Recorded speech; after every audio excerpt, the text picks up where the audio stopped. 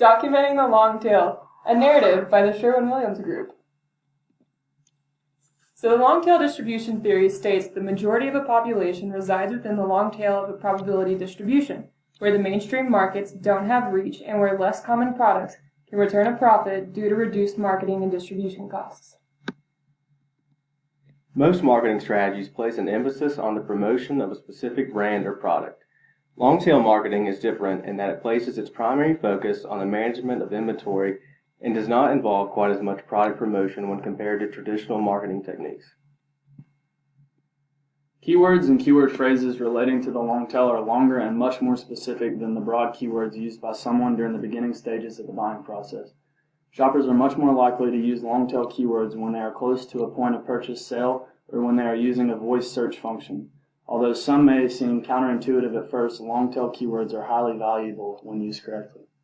Managing long-tail keywords simply entails the establishment of better lines of communication between your business and existing customers that are actively shopping for things you already provide. Using long-tail theory, companies can create content that attracts modest traffic, rather than creating fewer big content articles, when collectively the niche articles deliver more traffic overall.